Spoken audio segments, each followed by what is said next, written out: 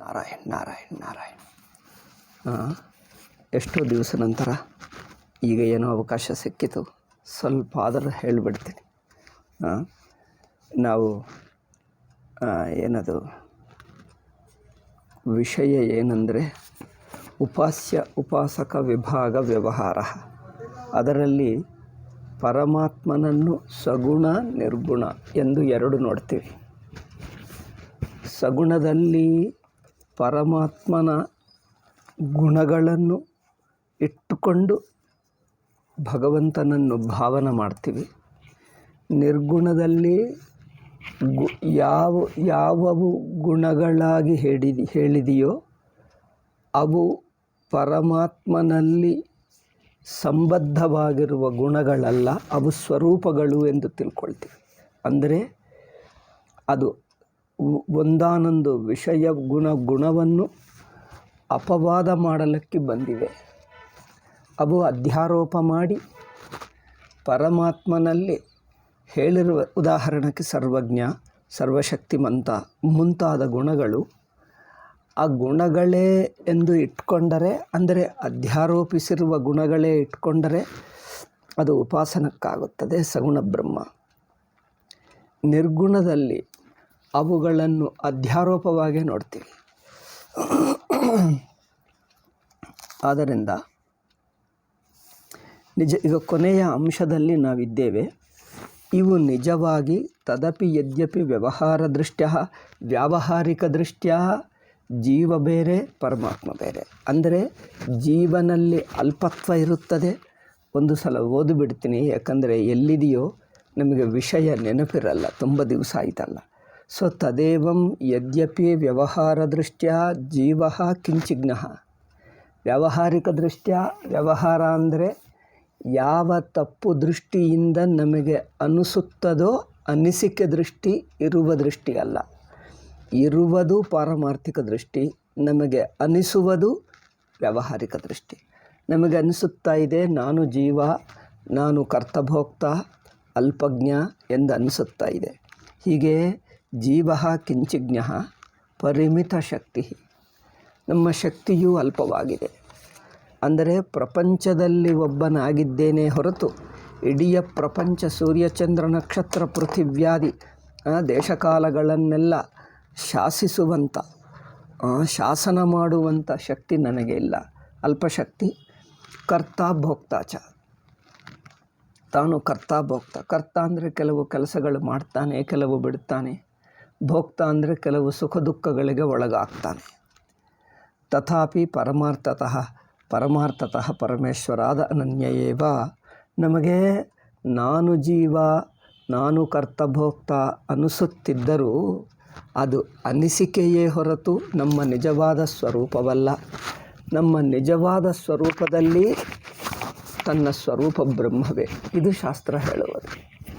ತನ್ನ ನಿಜ ಸ್ವರೂಪದಲ್ಲಿ ತಾನು ಹೀಗೆ ಯಾವ ಪರಿಮಿತಿಗಳು, ಯಾವ ದುಃಖ, ಸಂಸಾರ, ದೀನತ್ವ ಅನಿಸುತ್ತಾ ಇದೆಯೋ, ಈ ದೀನತ್ವ ಆತ್ಮಕ್ಕಿಲ್ಲ. ದೀನತ್ವ ಆತ್ಮಸ್ವರೂಪದಲ್ಲಿಲ್ಲ. ತಥಾಪಿ ಪರಮಾರ್ಥತಃ ಪರಮೇಶ್ವರಾದ ಅನನ್ಯ ಏವ. ನಿಜವಾಗಿ ಪರಮೇಶ್ವರನಿಗಿಂತ ಬಿಡಿಯಾಗಿ ಇಲ್ಲ. ಪರಮೇಶ್ವರಸ್ತು ಸರ್ವಜ್ಞ ಸರ್ವಶಕ್ತಿಶ್ಚ. ಪರಮೇಶ್ವರ ಹೇಗಿದ್ದಾನೆ? ಸರ್ವಜ್ಞ, ಸರ್ವಶಕ್ತಿಮಂತ. ಯಥೋಕ್ತ ವಿಶೇಷಣಾತ್ ಜೀವಾತ್ ವ್ಯತಿರಿಕ್ತ. ಈಗ ನಾವು ಮೇಲೆ ಹೇಳಿದ್ದೀವಿ ನೋಡಿ, ಜೀವನು ಅಲ್ಪಜ್ಞ, ಅಲ್ಪಶಕ್ತಿಮಾನ್, ಕರ್ತಭೋಕ್ತಕ್ಕಿಂತ, ಅಂದರೆ ಯಾವ ಜೀವನಿಗಿಂತ ಬಿಡಿಯಾಗಿದ್ದಾನೆ. ಬಿಡಿ ಅಂದರೆ ಜೀವತ್ವವೇನೋ ಕಲ್ಪಿತ, ಈಶ್ವರತ್ವವೇನೋ ನಿಜಸ್ವರೂಪ ಅಷ್ಟೇ. ಸರ್ವಜೀವ ಸಾಕ್ಷಿತ್ವೇನ ಸ್ಥಿತತ್ವಾತ್. ಜೀವಭಾವವಿಲ್ಲದವನು ಪರಮಾತ್ಮ. ಜೀವಭಾವಕ್ಕೆ ಸಾಕ್ಷಿಯಾಗಿದ್ದಾನೆ. ಸಾಕ್ಷಿ ಅಂದ್ರೇನು? ಜೀವನ ವ್ಯವಹಾರಗಳಿಗೆ ಆಧಾರವಾಗಿದ್ದಾನೆ.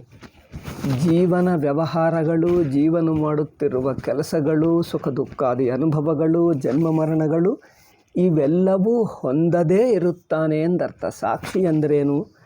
ಜೀವನು ಹೊಂದುವ ಸರ್ವವಿಧ ದುಃಖಗಳು, ಸಂಸಾರಗಳನ್ನು ಹೊಂದದೇ ಅವುಗಳನ್ನು ಬಿಡಿಯಾಗಿ ಬಿಟ್ಟು ಇದ್ದಾನೆ.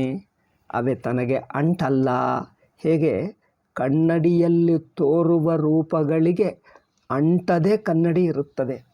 ಕನ್ನಡಿಯಲ್ಲಿ ಯಾವ ಯಾವ ರೂಪಗಳು ಕಂಡುಬರುತ್ತದೆಯೋ ಆ ಯಾವ ರೂಪಕ್ಕೆ ಅಂಟದೇ ಕನ್ನಡಿ ಇರುತ್ತದೆ ಅಲ್ಲವೇ? ಏಕೆ? ತೋರುವುದು ತೋರಿಕೆಯಲ್ಲೇ ಹೊರತು ಅಲ್ಲಿದ್ದುಕೊಂಡು ತೋರ್ತಾ ಇಲ್ಲ.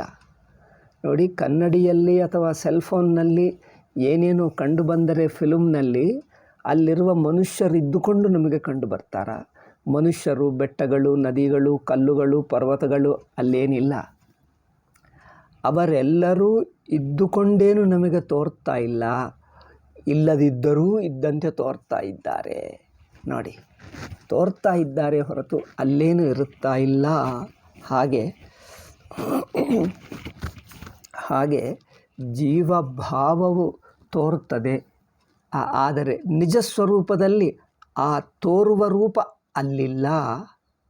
ತೋರುವ ರೂಪ ತನ್ನ ನಿಜ ಸ್ವರೂಪದಲ್ಲಿ ಇಲ್ಲ. ತಾನು ಹೇಗಿದ್ದಾನೋ ಆ ತನಗೆ, ಅಂದರೆ ನನಗೆ ಅನಿಸುತ್ತಿರುವ ಜನ್ಮ ಮರಣಗಳು, ಸುಖ ದುಃಖಾದಿಗಳು ನನ್ನ ನಿಜ ಸ್ವರೂಪಕ್ಕಿಲ್ಲ. ಸರ್ವಜೀವ ಸಾಕ್ಷಿತ್ವೇನ ಸ್ಥಿತತ್ವಾತ್. ಅದಕ್ಕೋಸ್ಕರ ಇಲ್ಲಿ ಇಬ್ಬರು ಎಂದಿಲ್ಲ. ಜೀವನು ಎಂಬುವವನು ಒಂದು ಬಿಡಿಯಾಗಿಲ್ಲ. ಜೀವತ್ವವು ಒಂದು ತಪ್ಪು ತಿಳುವಳಿಕೆಯೇ ಹೊರತು ಜೀವ ಒಬ್ಬನು ಈಶ್ವರನೊಬ್ಬನು ಎಂದು ಎರಡೇನಿಲ್ಲ. ಜೀವಭಾವ ತಪ್ಪು ತಿಳುವಳಿಕೆ. ಆದ್ದರಿಂದ ಜೀವಭಾವವು ತಪ್ಪು ತಿಳುವಳಿಕೆ ಆದರೂ ಆ ತಪ್ಪು ತಿಳುವಳಿಕೆಯಿಂದ ತೋರುವುದೆಲ್ಲ ನಿಜ ಸ್ವರೂಪದ ಅಧೀನದಲ್ಲೇ ಇರುತ್ತದೆ. ಅಂದರೆ ತಪ್ಪು ತಿಳುವಳಿಕೆಯಿಂದ ತೋರುವ ಜೀವಭಾವ ತನ್ನ ನಿಜ ಸ್ವರೂಪವಾದ ಪರಮಾತ್ಮದ ಅಧೀನದಲ್ಲೇ ತೋರುತ್ತದೆ. ಹಾವು ಹಗ್ಗದಲ್ಲಿ ತೋರುವ ಹಾವು ಹಗ್ಗವನ್ನು ಬಿಟ್ಟು ತೋರಲ್ಲ, ಹಗ್ಗಕ್ಕಿಂತ ದೂರವಾಗಿ ಹೋಗಲ್ಲ, ಹಗ್ಗವನ್ನು ಕಚ್ಚಲ್ಲ. ನೋಡಿ, ಹಗ್ಗದಲ್ಲಿ ತೋರುವ ಹಾವು ಹಗ್ಗವನ್ನು ಬಿಟ್ಟು ಹೋಗಲ್ಲ, ಹಗ್ಗಕ್ಕಿಂತ ಪಿಡಿಯಾಗಿಲ್ಲ, ಹಗ್ಗವನ್ನು ನಾಶನೂ ಮಾಡಲ್ಲ, ಏನೂ ಮಾಡೋಕ್ಕಾಗಲ್ಲ. ಏಕೆಂದರೆ ಹಗ್ಗವನ್ನು ಆಧರಿಸಿಕೊಂಡೇ ಹಾವು ತೋರ್ತದೆ. ಹಾವಿನ ಬದುಕು ತೋರಿಕೆಯೆಲ್ಲ ಹಗ್ಗವನ್ನು ಆಶ್ರಯಿಸಿಕೊಂಡೇ ನಡೆಯುತ್ತೆ.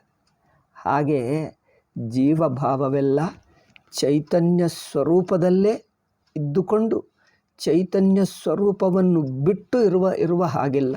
ಆದ್ದರಿಂದ ವ್ಯವಹಾರದಲ್ಲಿ ಜೀವ ಎಷ್ಟು ಪರಾಧೀನ, ದುಃಖಿ, ಸಂಸಾರಿ ಅನಿಸುತ್ತಿದ್ದರೂ ಆ ಜೀವಭಾವವೆಲ್ಲ ಈಶ್ವರನ ಅಧೀನದಲ್ಲೇ ನಡೆಯುತ್ತದೆ. ಈಶ್ವರ ಅಂದರೇನು? ನಮ್ಮ ನಿಜ ಸ್ವರೂಪ.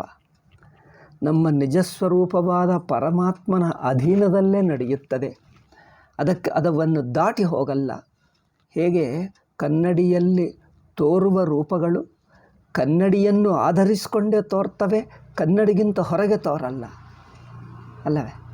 ಕನ್ನಡಿಗಿಂತ ಹೊರಗೆ ತೋರಲ್ಲ, ಕನ್ನಡಿಯನ್ನು ನಾಶ ಮಾಡಲ್ಲ, ಕನ್ನಡಿಗೆ ಒಳಪಟ್ಟುಕೊಂಡೇ ತೋರ್ತವೆ. ಹಾಗೆ ನಮ್ಮ ನಿಜ ಸ್ವರೂಪವನ್ನು ಆಧರಿಸಿಕೊಂಡು ಅದಕ್ಕೆ ಒಳಪಟ್ಟೇ ಜೀವಭಾವ ತೋರ್ತದೆ. ಆದ್ದರಿಂದ ನಾವು ಎಷ್ಟು ಜೀವನೆಂದನಿಸಿದ್ದರೂ ನಮ್ಮ ನಿಜ ಸ್ವರೂಪ ಎಲ್ಲಿಯೂ ಹೋಗಲ್ಲ. ಎಲ್ಲಿ ಹೋಗಲ್ಲ ಅಷ್ಟೇ ಅಲ್ಲ, ಆ ನಿಜ ಸ್ವರೂಪವೇ ಈ ಜೀವಭಾವವನ್ನು ತನ್ನ ಹತೋಟಿಯಲ್ಲಿಟ್ಟುಕೊಂಡು ನಡೆಸುತ್ತಾ ಇದೆ. ನಮಗೆ ತೋರುವ ಈ ಜೀವಭಾವವನ್ನು ಯಾರ ಹತೋಟಿಯಲ್ಲಿ? ನಮ್ಮ ನಿಜ ಸ್ವರೂಪವಾದ ಸಾಕ್ಷಿ ಸ್ವರೂಪ ಬ್ರಹ್ಮಸ್ವರೂಪದ ಹತೋಟಿಯಲ್ಲೇ ಇದೆ. ಬ್ರಹ್ಮಸ್ವರೂಪಕ್ಕೆ ವಿರುದ್ಧವಾಗಿ ಹೋಗಲ್ಲ, ಬ್ರಹ್ಮಸ್ವರೂಪವನ್ನು ದಾಟಿ ಹೋಗಲ್ಲ, ಬ್ರಹ್ಮಸ್ವರೂಪವನ್ನು ನಾಶ ಮಾಡೋಕ್ಕಾಗಲ್ಲ. ಬ್ರಹ್ಮಸ್ವರೂಪವನ್ನು ಆಧರಿಸಿಕೊಂಡೇ ಜೀವಭಾವ ತೋರ್ತದೆ ಅಲ್ಲವೇ? ಅದೊಂದು ಆಶ್ಚರ್ಯ ಏನೆಂದರೆ, ಜೀವ ಇನ್ನೊಬ್ಬರಿಗೆ ಆಶ್ರಯಿಸಿಕೊಂಡುವುದೇ ಒಳ್ಳೆಯದು. ಜೀವಭಾವವೇ ಸ್ವತಂತ್ರವಾಗಿದ್ದರೆ ಏನಾಗ್ತದೋ ನೋಡಿ. ಜೀವಭಾವವೇ ಸ್ವತಂತ್ರವಾಗಿದ್ದರೆ, ನಮ್ಮ ಸಂಸಾರವೇ ಸ್ವತಂತ್ರವಾಗಿದ್ದರೆ, ಸಂಸಾರಿಯನ್ನು ನಿಯಂತ್ರಿಸುವವನು, ನಿಗ್ರಹ ಮಾಡುವವನು ಇನ್ನೊಬ್ಬರಿಲ್ಲ ಅಂದರೆ ಜೀವಭಾವವೇ ಸತ್ಯವಾಗಿ ಬಿಡುತ್ತಿತ್ತು. ಜೀವ ಹೇಗಿದ್ದಾನೋ ಅದೇ ನಿಜ, ಅವೇ ಸ್ವತಂತ್ರ. ಜೀವಭಾವದಲ್ಲಿ ದುಃಖವಾಗಿರುವುದೇ ನಮಗೆ ಒಳ್ಳೆಯದು. ಏಕೆ? ಈ ಜೀವಭಾವವನ್ನು ಬಿಡುವುದಕ್ಕೆ ಪ್ರಯತ್ನ ಮಾಡ್ತೀವಿ. ಜೀವಭಾವ ನಮ್ಮ ನಿಜ ಸ್ವರೂಪವಲ್ಲ. ಅದು ಇನ್ನೊಬ್ಬರಿಗೆ ಅಧೀನವಾಗಿ ಅವರ ನಿಯಂತ್ರಣದಲ್ಲೇ ಇರುತ್ತದೆ. ಅಂದರೆ ಜೀವನಾಗಿರುವಾಗ ಮತ್ತೆ ಮತ್ತೆ ಕ್ಷಣ ನೆನಪಿಸುತ್ತದೆ, ಅಬ್ಬಾ ನನಗದು ಕಮ್ಮಿ, ಅಬ್ಬಾ ಇದು ತೊಂದರೆ. ಎಷ್ಟೆಷ್ಟು ಸಂಸಾರ ದುಃಖ ಬರುತ್ತದೋ ಅಷ್ಟಷ್ಟು ಏನು ತೋರಿಸ್ತಾ ಇದೆ, ಇದು ನಿನ್ನ ನಿಜ ಸ್ವರೂಪವಲ್ಲ. ಅದಕ್ಕೋಸ್ಕರ ಇದರಲ್ಲಿ ತಪ್ಪಿರುವುದಲ್ಲಿ ಆಶ್ಚರ್ಯವಿಲ್ಲ. ದುಃಖ ಇದೆ, ಸಂಸಾರವಿದೆ. ಜನರು ನರಳಿ ಹೋಗುತ್ತಾ ಇದ್ದರೆ ದುಃಖಿ ಸಂಸಾರಿಗಳಾದರೆ ಏನು ಚಿಂತೆ ಇಲ್ಲ, ಒಳ್ಳೆಯದೇ. ಜೀವಭಾವಕ್ಕೆ ಒಳ್ಳೆಯದೇ. ಅದು ನಿಜವಲ್ಲ ಎಂದು ತಿಳಿಸುತ್ತಾ ಇದೆ ನಮಗೆ. ದುಃಖ ಏನು ನೆನಪಿಸ್ತಾ ಇದೆ, ಇದು ನಿನ್ನ ನಿಜ ಸ್ವರೂಪವಲ್ಲ. ನೋಡಿ ಎಷ್ಟು ಚೆನ್ನಾಗಿದೆ. ಸಂಸಾರ ತಪ್ಪು ಎಂದು ಯಾರು ಹೇಳ್ಕೊಡ್ತಾ ಇದ್ದಾರೆ ನಮಗೆ? ನಮ್ಮ ಭ್ರಾಂತಿಭೂತ ಜೀವಭಾವವೇ ಹೇಳ್ಕೊಡ್ತಾ ಇದೆ. ಇದು ತಪ್ಪಪ್ಪ, ಅದಕ್ಕೋಸ್ಕರನೇ ನಿನಗೆ ದುಃಖ ಬಂದಿದೆ. ದುಃಖ ಬರುವುದಿಲ್ಲ ಅಂದರೆ ನಮಗೆ ಗೊತ್ತಾಗುತ್ತಿರಲಿಲ್ಲ. ನಾವು ಇದೇ ಚೆನ್ನಾಗಿದೆ ಎಂದು ಇಲ್ಲೇ ಇದ್ದು ಬಿಡ್ತೀವಿ, ಜೀವಭಾವದಲ್ಲೇ ಇದ್ದು ಬಿಡ್ತೀವಿ ಅಲ್ಲವೇ? ಜನರು ಇಷ್ಟು ದುಃಖವಿದ್ದರೂ ಜೀವಭಾವ ಬಿಡ್ತಾ ಇಲ್ಲ. ಆದರೂ ಜೀವಭಾವನೆ ಚೆನ್ನಾಗಿದ್ದರೆ ಬಿಡ್ತಾರಾ? ಆದ್ದರಿಂದ ಜೀವಭಾವದಲ್ಲಿ ನಮಗೆ ತೊಂದರೆಗಳು, ಭಯ, ದುಃಖ ಏನೇನೋ ಇದೆ, ಅಪಮಾನ, ಹಿಂಸೆ, ತಡ್ಕೊಳ್ಳೋಕ್ಕಾಗ್ತಾ ಇಲ್ಲ. ಇದೆಲ್ಲ ಏಕಿದೆ? ಇದೆಲ್ಲ ನಿಜ ಸ್ವರೂಪವಲ್ಲ. ತಪ್ಪು ತಿಳುವಳಿಕೆಯಲ್ಲಿ ದುಃಖ ಇದ್ದೇ ಇರುತ್ತದೆ. ತಪ್ಪಿನಲ್ಲಿ ಪರಿಪೂರ್ಣತಾ, ನಿಶ್ಚಿಂತತಾ, ನಿರ್ಭಯತ್ವ, ಸಮಾಧಾನ ಹೇಗಿರುತ್ತದೆ? ತಪ್ಪು ತಿಳುವಳಿಕೆಯಲ್ಲಿರುವುದಿಲ್ಲ. ಆದ್ದರಿಂದ ಜೀವಭಾವದಲ್ಲಿ ಇದೆಲ್ಲ ಇದ್ದೇ ಇರುತ್ತದೆ. ಆದ್ದರಿಂದ ಮತ್ತು ಜೀವಭಾವವು ತಪ್ಪು ಎಂದಾದರೆ ಏನಾಯಿತು? ನನ್ನ ನಿಜ ಸ್ವರೂಪ ಇದೆಲ್ಲ. ನಿಜ ಸ್ವರೂಪ ಒಂದೇ. ನಿಜವಾಗಿ ನಾನು ಹೇಗಿದ್ದೀನೋ ಆ ಸ್ವರೂಪದಲ್ಲಿ ಮಾತ್ರ ನಾನು ಬ್ರಹ್ಮೆ. ನಾನು ಏನು ಇರುವುದೊಂದೇ ಬ್ರಹ್ಮ. ಏಕೋ ದೇವ ಸರ್ವಭೂತೇಷು ಗೂಢ ಸರ್ವವ್ಯಾಪಿ ಸರ್ವಭೂತಾಂತರಾತ್ಮ ಕರ್ಮಾಧ್ಯಕ್ಷ ಸರ್ವಭೂತಾಧಿವಾಸ ಸಾಕ್ಷಿ ಚೇತ ಕೇವಲೋ ನಿರ್ಗುಣಶ್ಚ ಎಂದು ಶ್ವೇತಾಸ್ತ್ರ ಉಪನಿಷತ್ತು ವಾಕ್ಯ ಹೇಳ್ತಾ ಇದೆ. ಅಂದರೆ ತಾನು ಸರ್ವವ್ಯಾಪಕನಾದ ಪರಮಾತ್ಮ ಸ್ವರೂಪನೇ ನಾನು, ತನಗಿಂತ ಬೇರೆ ಇಲ್ಲ. ಈ ಜೀವಭಾವ ಅನಿಸುವುದು ಕಲ್ಪಿತವಾಗುವುದರಿಂದ ಕಲ್ಪಿತವು ಒಂದು ನಿಜವಾದ ವಸ್ತುವಾಗುವುದಿಲ್ಲ. ಧರ್ಮ ತತ್ಫಲ ಕೃತಾತಿಶಯರಹಿತ. ಅವನಿಗೆ ಧರ್ಮ ಇಲ್ಲ, ಅಧರ್ಮ ಇಲ್ಲ. ಅಂದರೆ ಅರ್ಥ, ಧರ್ಮದಿಂದ ಅವರು ಹೆಚ್ಚಾಗುವುದಿಲ್ಲ, ಪಾಪದಿಂದ ಕಮ್ಮಿ ಆಗುವುದಿಲ್ಲ. ಪರಮಾತ್ಮ ಪಾಪದಿಂದ ಪ್ರಭಾವಿತನಾಗಲ್ಲ, ಪುಣ್ಯದಿಂದ ಪ್ರಭಾವಿತನಾಗಲ್ಲ. ಅಂದರೆ ದೇಹೇಂದ್ರಿಯ ಮನಸ್ಸುಗಳಿಂದ ಜೀವಭಾವದಿಂದ ಪುಣ್ಯವಾದರೆ ನಿಮ್ಮ ಪರಮಾತ್ಮ ಭಾವ ಹೆಚ್ಚಾಗಲ್ಲ. ಪರಮಾತ್ಮ ನಿಶ್ಚಿಂತವಾಗಿ, ನಿರ್ಭಯವಾಗಿ, ಪರಿಪೂರ್ಣವಾಗೇ ಇರುತ್ತದೆ. ನೀವು ಪಾಪ ಮಾಡಿದ್ದರೆ ನಿಮ್ಮ ಬ್ರಹ್ಮಸ್ವರೂಪ ಕಮ್ಮಿಯೇನಾಗಲ್ಲ. ನಿಮಗೆ ಗೊತ್ತಾಗಲ್ಲ ಅಷ್ಟೇ, ಅದು ಬೇರೆ ವಿಷಯ. ಬಟ್ ನಿಮ್ಮ ಸ್ವರೂಪದಲ್ಲಿ ನೀವು ಬ್ರಹ್ಮವಾಗಿರುವುದು ಹೆಚ್ಚು ಕಮ್ಮಿ ಆಗಲ್ಲ.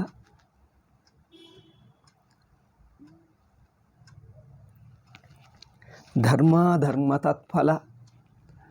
ಒಳ್ಳೆಯದು ಮಾಡುವಾಗ ಆಯಾಸ ಆಗುತ್ತದೆ, ಕೆಟ್ಟ ಕೆಲಸ ಮಾಡುವಾಗ ಅದೇ ಚೆನ್ನಾಗಿದೆ ಅನಿಸುತ್ತೆ. ಇವೆಲ್ಲ ಈ ಭಾವಗಳು ಆತ್ಮಕ್ಕೆ ಅಂಟಲ್ಲ. ನೀವು ಪಾಪಿಯಾಗಿದ್ದರೂ ಆತ್ಮ ಪಾಪಿ ಆಗಲ್ಲ. ನೀವು ಪುಣ್ಯಾತ್ಮ ಆದರೂ ಪಾಪ ಪುಣ್ಯಾತ್ಮ ಆಗಲ್ಲ. ಆತ್ಮ ಪುಣ್ಯಾತ್ಮ ಆಗಲ್ಲ. ಆತ್ಮ ಎಂದಿಗೂ ನಿಶ್ಚಿಂತ, ನಿರ್ಭಯ, ಆನಂದ ಸ್ವರೂಪವಾಗೇ ಇರುತ್ತಾನೆ, ಸ್ವತಃ ಸಿದ್ಧವಾಗಿ.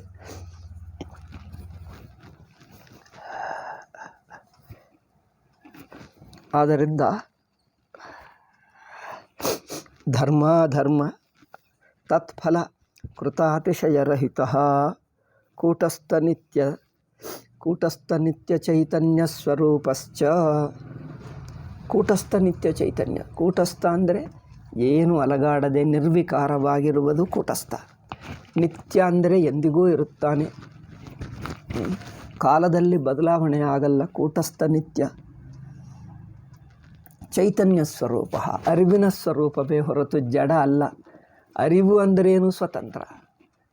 ಜಡ ಅಂದರೇನು? ಪರಾಧೀನ. ಯಾವ ಅನುಭವವೂ ಇಲ್ಲ, ಅಥವಾ ಪರಾಧೀನವಾಗುವುದು ಜಡ. ಚೈತನ್ಯ ಅಂದರೆ ಸ್ವತಂತ್ರ ಅಷ್ಟೇ. ಚೈತನ್ಯವು ಸ್ವತಃ ಸಿದ್ಧ, ಜಡವು ಪರಾಧೀನ. ನಿತ್ಯತೃಪ್ತತ್ವಾತ್, ಎಂದಿಗೂ ತಾನು ಅನುಭವದಲ್ಲಿ ನಿತ್ಯತೃಪ್ತನಾಗೇ ಇರುತ್ತಾನೆ. ನಿತ್ಯತೃಪ್ತತ್ವಾತ್ ಕಾಲತ್ರಯಾತೀತತ್ವಾಚ್ಚ.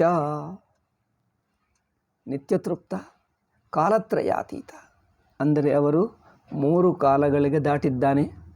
ಅಂದರೆ ನಮ್ಮ ಸ್ವರೂಪ, ನಮ್ಮ ನಿಜವಾದ ಸ್ವರೂಪ, ಚೈತನ್ಯ ಸ್ವರೂಪ, ಸಾಕ್ಷಿ ಸ್ವರೂಪಕ್ಕೆ ಕಾಲವಿಲ್ಲ. ಅಂದರೆ ನಾನು ಯಾವಾಗ ಇದ್ದೇನೆ ಎಂದು ನೋಡಿಕೊಳ್ಳುವಕ್ಕೆ ಹೋದರೆ ಕಾಲ ಅಲ್ಲಿ ತೋರಲ್ಲ. ಕಾಲರೂಪ ಅನುಭವವೇ ಇಲ್ಲ. ಅದು ಇರವು, ಎಂದಿಗೂ ಎಂದಿಗೂ ಇರುವುದೇ ಅದರ ಸ್ವರೂಪ. ಇರುವುದೇ ಅದರ ಸ್ವರೂಪವೇ ಹೊರತು ಯಾವಾಗ ಎಷ್ಟೊತ್ತು ಎಂಬುದಿಲ್ಲ. ಯಾವಾಗಿದ್ದಾನೆ, ಎಷ್ಟೊತ್ತಿದ್ದಾನೆ ಅಂಥದ್ದಿಲ್ಲವೇ ಇಲ್ಲ. ಅವರ ಸ್ವರೂಪದಲ್ಲಿ ಕಾಲದ ಅಳತೆ ಇಲ್ಲ. ಕಾಲಾತೀತ, ಕಾಲತ್ರಯಾತೀತ ಅಂದರೆ ಅಳತೆ ಇಲ್ಲ. ಕಾಲದ ಅಳತೆ ಇರುವವನಿಗೆ ಭಯವಿರುತ್ತದೆ. ಅಯ್ಯೋ ನಾನು ಮುಳುಗಿ ಹೋಗ್ತೀನಿ, ಅಯ್ಯೋ ನಾವು ಕೆಲವು ದಿವಸಕ್ಕೆ ನಾಶವಾಗ್ತೀನಿ. ಕಾಲದಲ್ಲೇ ಅಲ್ಲವೇ ಬದಲಾವಣೆ. ಕಾಲ ಅಂದ್ರೇನು? ಬದಲಾವಣೆ. ಕಾಲ ಅಂದರೆ ಸ್ವಲ್ಪ ಹೊತ್ತು, ಕಾಲ ಅಂದರೆ ಪರಿಮಿತ, ಕಾಲ ಅಂದರೆ ಬದಲಾವಣೆ, ಕಾಲ ಅಂದರೆ ಚೇಂಜ್. ಅದೇ ಕಾಲ. ಕಾಲತ್ರಯಾತೀತ ಅಂದರೆ ಚೇಂಜಿಗೆ ಒಳಗಾಗಲ್ಲ. ಪರಿವರ್ತನ ಇಲ್ಲ ತನಗೆ. ಪರಿವರ್ತನಾ ಪರಿಮಿತಿಗಳು ಇಲ್ಲ ಎಂದರ್ಥ. ಪರಿವರ್ತನೆಗಳು, ಪರಿಮಿತಿಗಳು ಇವು ಸೂಕ್ಷ್ಮವಾದ ಬದಲಾವಣೆಗಳು. ತಾನು ಏನು ನಮಗೆ ಜನರಿಗೆ ಅನಿಸುತ್ತದೆ, ಅಯ್ಯೋ ಕಾಲ ಕಲಿಯುತ್ತಾ ಇದೆ, ನಡೆಯುತ್ತಾ ಇದೆ, ಏನಾಗ್ತದೋ ಏನಾಗಲ್ಲ. ಆತ್ಮಸ್ವರೂಪಕ್ಕೆ ಕಾಲವೇ. ನಿಜವಾಗಿ ಹೇಳಬೇಕಾದರೆ ಜನರಿಗೇನು ಅನಿಸುತ್ತಾ ಇದೆಲ್ಲ, ನನಗೆ ನಾನು ಜೀವನಾಗಿದ್ದಾನೆ, ಕರ್ತಾ ಭೋಗ್ತಾ, ನಾನು ಅಲ್ಲಿ ಹುಟ್ಟಿದ್ದೇನೆ, ಇಲ್ಲಿ ಆಗ್ತಾನೆ. ಇದು ಏನಾಗ್ತಾನೆ ಇಲ್ಲ, ಸುಮ್ಮನೆ ಅನಿಸಿಕೆ. ಯಾರೂ ಏನು ಹುಟ್ಟಲಿಲ್ಲ, ಯಾರಿಗೆ ಸುಖ ದುಃಖಗಳಿಲ್ಲ, ಯಾರಿಗೆ ಸಂಸಾರವಿಲ್ಲ, ಯಾರೂ ನಾಶವಾಗುವುದಿಲ್ಲ, ಜನ್ಮ ಮರಣ ಏನಿಲ್ಲವೇ ಇಲ್ಲ. ಸುಮ್ಮನೆ ಅನಿಸುತ್ತಾ ಇದೆ. ಅನಿಸಿಕೆ ಬಿಟ್ಟು ಏನಿಲ್ಲ. ನಿಜವಾಗಿ ಹೇಳಬೇಕಾದ್ರೆ ಎಲ್ಲರಿಗೂ ಅನಿಸುತ್ತದೆ. ಆ ಅನಿಸಿಕೆ ಬಿಡು. ಯಾರು ಹುಟ್ಟಲಿಲ್ಲ, ಯಾರಿಗೂ ಸಾಯೂ ಇಲ್ಲ, ಎಲ್ಲರೂ ಇದ್ದಾರೆ, ಎಲ್ಲರೂ ಬ್ರಹ್ಮಾನಂದ ಸ್ವರೂಪದಲ್ಲಿ. ಅಯ್ಯಯ್ಯೋ ಇಷ್ಟು ಭಯಂಕರ ಸನ್ಯಾಸ, ಇಷ್ಟು ಭಯಂಕರ ಸಂಸಾರ ದುಃಖ ಅದೆಲ್ಲ ಅನಿಸಿಕೆ, ಯಾರಿಗೂ ಇಲ್ಲ. ಕನಸಿನಲ್ಲಿ ಆಗಿದ್ದಕ್ಕೆ ನಿಜವಾಗಿ ನಮಗೇನಾದರೂ ಆಯಿತಾ? ಕನಸಿನಲ್ಲಿ ನಮಗೆ ಏನೇನೋ ಅನಿಸುತ್ತದೆ. ಅದರಿಂದ ನಾವೇನಾದರೂ ದುಃಖಿಗಳಾಗಿದ್ದೀವ? ಕೈ ಕಾಲು ಮುರಿದು ಹೋಗ್ತದೆ, ಆಕ್ಸಿಡೆಂಟ್ ಆಗ್ತದೆ, ಭಯಂಕರ ನೋವಾಗ್ತದೆ, ಅಳುತ್ತಾರೆ, ಅಯ್ಯೋ ಸತ್ತು ಹೋಗ್ತಾನೆ. ಅದೆಲ್ಲ ಏನಾಗ್ತದೆ? ಕನಸಿನಲ್ಲಿ ನಿಮಗೆ ಯುದ್ಧವಾಯಿತಂತೆ. ಯಾರೋ ಒಬ್ಬರು ಖಡ್ಗದಿಂದ ನಿಮ್ಮನ್ನು ಚುಚ್ಚಿ ಹೀಗೆ ಕತ್ತರಿಸಿ ಏನೋ ಮಾಡ್ತಾ ಇದ್ದಾರೆ, ನಿಮಗೆ ನೋವಾಗ್ತಾ ಇದೆ, ರಕ್ತ ಸೋರ್ತಾ ಇದೆ, ಏನೋ ಒಂದು ಅಪಘಾತವಾಯಿತು, ಅಥವಾ ಖಡ್ಗದಿಂದ ಯಾರೋ ಹೊಡೆದರೋ, ಬಾಳು ತಾಳ್ದ ಎದ್ಬಿಟ್ಟ. ಏನಾಯಿತು? ಅದೆಲ್ಲ ಆಯಿತಾ ನಿಮಗೆ? ಅದೆಲ್ಲ ಆಯಿತಾ? ಅದೆಲ್ಲ ಆಗಿದ್ದಂತೆ ಸುಮ್ಮನೆ ಅನಿಸಿಕೆ. ಅದರಿಂದ ಪ್ರಪಂಚದಲ್ಲಿ ಆಗುತ್ತಿರುವ ಘಟನೆಗಳೆಲ್ಲ ಅನಿಸಿಕೆ ಮಾತ್ರ. ಆ ಅನಿಸಿಕೆಯ ಒಂದು ಅಭಿಮಾನ ಇದ್ದು ಬಿಟ್ಟಿದೆ. ನಾನು ಇದಕ್ಕೆ ಒಳಗಾಗ್ತಾ ಇದ್ದೀನಿ ಎಂದು ಆ ಬುದ್ಧಿಯನ್ನು ಪ್ರಶ್ನೆ ಮಾಡು. ಈ ಅನಿಸಿಕೆ ಎಲ್ಲ ನಿಜವಾಗಿ ನನಗೆ ಆಗುತ್ತಾ ಇದೆಯಾ? ಈ ಅನಿಸಿಕೆಗೆ ನಾನು ಒಳಗಾಗ್ತಾ ಇದ್ದೀನಾ? ಇದೆಲ್ಲ ಸುಮ್ಮನೆ ಅನಿಸಿಕೆನ ಅದು ನೋಡಬೇಕು. ಸುಮ್ಮನೆ ಅನಿಸಿಕೆ ಯಾರಿಗೇನಾಗ್ತಾ ಇಲ್ಲ. ಅಂದರೆ ಕೆಲವರು ಬೇಗ ಚೇತರಿಸಿಕೊಂಡು ಅರ್ಥ ಮಾಡಿಕೊಳ್ತಾರೆ, ಕೆಲವರಿಗೆ ತುಂಬ ಟೈಮ್ ತಗೊಳ್ತದೆ. ಕೆಲವರು ಇದನ್ನು ಒಪ್ಪುವುದಕ್ಕೆ ಸಿದ್ಧವಾಗಿಲ್ಲ, ಅದರಲ್ಲೇ ಮುಳುಗಿರ್ತಾರೆ. ಆದರೆ ನಿಜವಾಗಿ ನೋಡಿದ್ದರೆ ಯಾರಿಗೂ ಏನೂ ಆಗ್ತಾ ಇಲ್ಲ. ಜನರು ಹೇಳ್ತಾರೆ, ಭಗವಂತ ಎಲ್ಲ ಸಂಸಾರ ಸೃಷ್ಟಿ ಮಾಡಿದ, ಎಲ್ಲ ಜನ್ಮ ಮರಣ ಅಸಮಾನತೆಗಳು, ಕೆಲವರು ಬಡವರಂತೆ, ಕೆಲವರಿಗೆ ಧನಿಕರಂತೆ, ಇದೆಲ್ಲ. ನಾನು ನಿಮ್ಮನ್ನು ಕೇಳ್ತೀನಿ, ನೀವು ಕನಸು ನೋಡಿದ್ದೀರಾ? ಹೌದು. ಕನಸಿನಲ್ಲಿ ಕೆಲವರು ಬಡವರು, ಕೆಲವರು ಧನಿಕರು, ಕೆಲವರು ಆರೋಗ್ಯವಂತರು, ಕೆಲವರಿಗೆ ಹುಷಾರಿಲ್ಲ, ಕಾಯಿಲೆ ಇದೆ, ಕೆಲವರು ನರಳಿ ಹೋಗ್ತಾ ಇದ್ದಾರೆ, ಕೆಲವರಿಗೆ ಏನಾಯಿತು. ನಾನು ನಿಮ್ಮನ್ನು ಕೇಳ್ತೀನಿ, ನೀವು ಅದೆಲ್ಲ ಹಾಗೇಕೆ ಮಾಡಿದ್ದೀರಿ ಕನಸಿನಲ್ಲಿ? ಕನಸಿನಲ್ಲಿ ಒಬ್ಬನು ಧನಿಕ, ಒಬ್ಬನು ಸುಖಿ, ಒಬ್ಬನು ದುಃಖಿ, ಒಬ್ಬನು ನರಳಿ ಹೋಗ್ತಾ ಇದ್ದಾನೆ, ಒಬ್ಬನು ನಿಶ್ಚಿಂತವಾಗಿ ಆನಂದವಾಗಿದ್ದಾನೆ. ಅಂಥವರನ್ನು ಬಗೆ ಏಕೆ ಮಾಡಿದ್ದೀರಿ? ನಾನು ನಿಮ್ಮನ್ನೇ ಕೇಳ್ತಾ ಇದ್ದೀನಿ, ಏಕೆ ಮಾಡಿದ್ದೀರಿ? ಅದೆಲ್ಲ ಯಾರೂ ಮಾಡಲಿಲ್ಲ, ಸುಮ್ಮನೆ ಕಲ್ಪಿತ. మరి ಇದು ಅಷ್ಟೇ, ಯಾರೇನು ಮಾಡಲಿಲ್ಲ, ಸುಮ್ಮನೆ ಅನಿಸಿಕೆ ಅಷ್ಟೇ. ಸರ್ವಂ ತ್ಯಕ್ತ್ವಾ ಸ್ವಪ್ನ ವಿಚಾರಂ. ಭಜಗೋವಿಂದ ಸಣ್ಣ ಗ್ರಂಥವೇ ಹೊರದು ಚೆನ್ನಾಗಿದೆ. ಶ್ಲೋಕಗಳದರಲ್ಲಿ ವೇದಾಂತ ಬಂದಿದೆ. ಕಾತೆ ಕಾಂತ ಕಸ್ತೆ ಪುತ್ರ ಸಂಸಾರೋಯಮತೀವ ವಿಚಿತ್ರ ಕಸ್ಯತ್ವಂತಹ ಕುತ ಆಯಾತ. ಯಾರೂ ನಿನ್ನವರಿಲ್ಲ, ಯಾರೂ ನಿನಗೆ ಇಲ್ಲ, ಏನೂ ಇಲ್ಲ. ಅದು ಸುಮ್ಮನೆ ನಿಮ್ಮ ಅನಿಸಿಕೆ, ಅದೇನಿಲ್ಲ. ಏಕೆಂದರೆ ಸುಷುಪ್ತಿ ನೋಡು, ಸುಷುಪ್ತಿ ತಾನೇ ತನ್ನಲ್ಲಿ ಈ ಮನುಷ್ಯ ರೂಪನಾಗಿದ್ದೀನ, ಈ ಜೀವಭಾವದಿಂದ ಈ ಜೀವನಾಗಿದ್ದೀನ, ನಾನು ಜೀವ, ನಾನೊಬ್ಬ ಮನುಷ್ಯ, ನಾನೊಬ್ಬನಾಗಿದ್ದೇನೆ, ಹೀಗಿದ್ದೇನೆ, ಹಾಗಿದ್ದೇನೆ ಎನ್ನುವುದು ಗಟ್ಟಿಯಾಗಿ ಹಿಡ್ಕೊಂಡು ಬಿಟ್ಟಿದ್ದೀವಿ. ಗಟ್ಟಿಯಾಗಿ ಹಿಡ್ಕೊಂಡುವುದು ಅಂದರೆ ಅರ್ಥವೇನು? ಹಿಡ್ಕೊಂಡುವುದಲ್ಲ, ಅಂದರೆ ಅದೇ ಭಾವದಲ್ಲಿ ಅದೇ ಭಾವವನ್ನು ಅಭ್ಯಾಸ ಮಾಡಿಕೊಂಡು ಅಭಿಮಾನ ಪಡ್ಕೊಂಡಿಟ್ಟಿದ್ದೀವಿ, ಅದೇ ಅಷ್ಟೇ. ಗಟ್ಟಿ ಅಂದರೆ ಅಭಿಮಾನ ಅಷ್ಟೇ. ಅದನ್ನು ಪ್ರಶ್ನೆ ಮಾಡ್ತಾ ಇಲ್ಲ. ಅದೇ ನಾನು ಎಂದು ಆ ಯೋಚನದಲ್ಲಿ ಇದ್ದು ಬಿಟ್ಟಿದ್ದೀವಿ ಅಷ್ಟೇ. ಆ ಯೋಚನೆ ಬಿಟ್ಟರೆ ತನಗಿಲ್ಲವೇ ಇಲ್ಲ. ಅದು ಕೂಟಸ್ಥ ನಿತ್ಯ ಚೈತನ್ಯ ಸ್ವರೂಪಶ್ಚ ನಿತ್ಯತೃಪ್ತತ್ವಾತ್ ಕಾಲತ್ರಯಾತೀತತ್ವಾಚ್ಚ ಅನ್ಯತ್ರ ಧರ್ಮಾದ್ ಅನ್ಯತ್ರ ಧರ್ಮಾತ್ ಅನ್ಯತ್ರ ಅಸ್ಮಾತ್ ಕೃತಾತ್ ಅನ್ಯತ್ರ ಭೂತಾಚ್ಚ ಭವ್ಯಾಚ್ಚ. ಧರ್ಮ ಇಲ್ಲ, ಕರ್ಮ ಇಲ್ಲ, ಸುಮ್ಮನೆ ಕರ್ಮ ಇಲ್ಲ, ಕರ್ಮ ಅಭಾವವಿಲ್ಲ ಅಲ್ಲವೇ? ಕಾರಣ ಇಲ್ಲ, ಕಾರ್ಯ ಇಲ್ಲ, ಕೃತಾತ್ ಅಕೃತಾತ್, ಕಾರಣ ಇಲ್ಲ, ಕಾರ್ಯ ಇಲ್ಲ. ಅನ್ಯಚ್ಚ ಭೂತಾಚ್ಚ ಭವ್ಯಾಚ್ಚ, ಭೂತ ಇಲ್ಲ, ಭವಿಷ್ಯತ್ತು ಇಲ್ಲ, ಏನೂ ಇಲ್ಲ, ಏನು ತಾನೇ ತಾನು. ಅಂದರೆ ಆ ಇರವಿನ ಸ್ವರೂಪವೇ ಅಂಥ ಸರ್ವ ಸಂಬಂಧರಹಿತ ಇರವು. ನಾವು ಸಂಬಂಧ ರೂಪ ಇರವಿನಲ್ಲೇ ಸಿಕ್ಕಾಕೊಂಡಿದ್ದೀವಿ. ಯಾವುದೇ ಒಂದು ಸಂಬಂಧ, ರಿಲೇಟಿವ್ನೆಸ್, ಸಾಪೇಕ್ಷತದಲ್ಲೇ ಇದ್ದು ಬಿಟ್ಟಿದ್ದೆ. ಜನರಿಗೆ ಸಂಸಾರವೆಲ್ಲ ಪರಿಮಿತ ಅನಿಸುವಾಗ ಸಾಪೇಕ್ಷತೆ ತಪ್ಪಲ್ಲ. ಲಿಮಿಟೆಡ್ ಆಗಿಬಿಟ್ಟರೆ ಸಂಬಂಧಗಳು ತಪ್ಪಲ್ಲ. ಲಿಮಿಟೇಷನ್ ಸಂಬಂಧ, ಪರಿಮಿತರಾಗುವುದು ಸಂಬಂಧಗಳಲ್ಲಿರುವುದು, ಎರಡು ಸಂಸಾರ. ಇವುಗಳನ್ನು ದಾಟಬೇಕಂದ್ರೆ ವಿಚಾರ ಮಾಡು, ಪ್ರಶ್ನೆ ಮಾಡು. ಇದೆಲ್ಲ ಒಂದು ಪ್ರತ್ಯಯ ಮಾತ್ರ, ಥಿಂಕಿಂಗ್ಗೆ, ಒಂದು ಪರ್ಸೆಪ್ಷನ್, ಅನಿಸಿಕೆಯೇ. ಸುಷುಪ್ತಿಯಲ್ಲಿ ಏನು ಅನಿಸದೆ ತಾನಾಗಿದ್ದಾನೆ. ಸುಷುಪ್ತಿ ಅಂದರೆ ಏನು? ಸುಷುಪ್ತಿ ಅಂದರೆ ಎಲ್ಲಿಗೂ ಹೋಗುವುದಲ್ಲ, ಇಲ್ಲೇ ಈಗಲೇ ಏನು ನಿನ್ನ ಕುರಿತು ಅನಿಸಿಕೊಳ್ಳದೆ ನೀವು ಸುಮ್ಮನೆ ಇದ್ದುಬಿಟ್ರೆ ಸುಷುಪ್ತಿ ಅಷ್ಟೇ.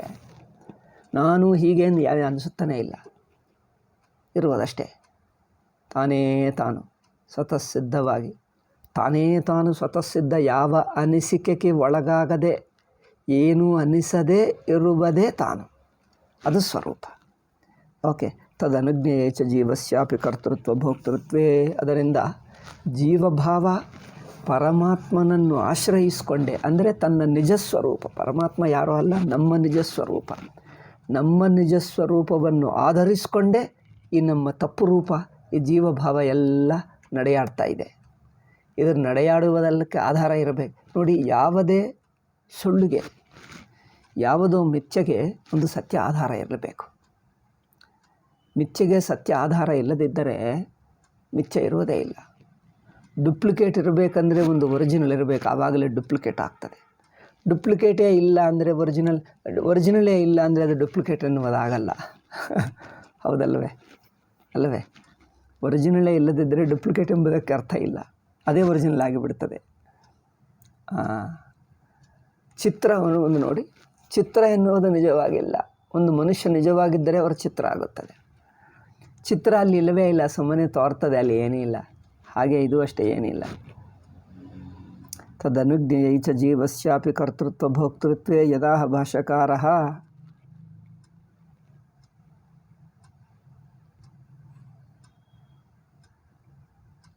ಅವಿದ್ಯಾವಸ್ಥಾಯಾಮ್. ಅವಿದ್ಯೆ ಅಂದರೆ ಏನು? ಅಲ್ಲಿ ಏನೋ ಕೂತು ಬಿಟ್ಟಿದೆ ಅಂತ ತಿಳ್ಕೊಳ್ಳಬೇಡಿ. ಅವಿದ್ಯೆ ಅಂದರೆ ನಮ್ಮ ತಪ್ಪು ತಿಳುವಳಿಕೆ, ನಮ್ಮ ತಪ್ಪು ದೃಷ್ಟಿ, ತಪ್ಪು ಅನಿಸಿಕೆ. ಅದೇ ಕಾರ್ಯಕರಣ ಸಂಘಾತ ವಿವೇಕದರ್ಶಿನಃ. ಅವಿದ್ಯೆಯಲ್ಲಿ ಇನ್ನೇನಿರುತ್ತದೆ? ಅವಿದ್ಯೆಯಲ್ಲಿ ನಾವು ಪ್ರಶ್ನೆ ಮಾಡಲ್ಲ, ವಿಚಾರ ಮಾಡಲ್ಲ, ಸುಮ್ಮನೆ ಎದ್ದು ಬಿಡ್ತೀವಿ. ಅವಿದ್ಯೆಯಲ್ಲಿ ಒಂದು ಅವಿವೇಕ ಇರುತ್ತದೆ. ಅವಿವೇಕ ಅಂದ್ರೇನು? ವಿಚಾರ ಮಾಡದಿರುವುದು. ಅವಿದ್ಯೆಯಲ್ಲಿ ವಿಚಾರ ಮಾಡದಿರುವುದು. ಕಾರ್ಯಕರಣ ಸಂಘಾತ ವಿವೇಕದರ್ಶಿನೋ ಜೀವಸ್ಯ ಅವಿದ್ಯಾತಿಮಿರಾಂಧಸ್ಯ ಸತಃ. ಅವಿದ್ಯಾ ತಿಮಿರ ಅಂಧ. ಅವಿವೇಕ ಅಂದ್ರೇನು? ಯೋಚನೆ ಮಾಡದೇ ಇರುವುದು, ಇದ್ದನ್ನು ಹಾಗೆ ಒಪ್ಪಿಕೊಂಡು ಹಾಗೆ ಮುಂದುವರಿಯುವುದು. ಏನು ಅನಿಸುತ್ತದೋ ಅನಿಸಿಕೆಯನ್ನು ಒಪ್ಪಿಕೊಂಡು ಅದು ಹೌದಾ ಅಲ್ಲವಾ ಸ್ವಲ್ಪ ಪರೀಕ್ಷೆ ಮಾಡದೆ ಏನು ಅನಿಸುತ್ತದೋ ಆ ಅನಿಸಿಕೆಯಲ್ಲೇ ಇದ್ದು ಬಿಡುವುದನ್ನು ಅವಿವೇಕ ಹೇಳಿದ್ದೀವಿ. ಅವಿವೇಕ ಅಂದರೆ ಏನು? ವಿವೇಕ ಮಾಡದೇ ಇರುವುದು ಅಂದರೇನು?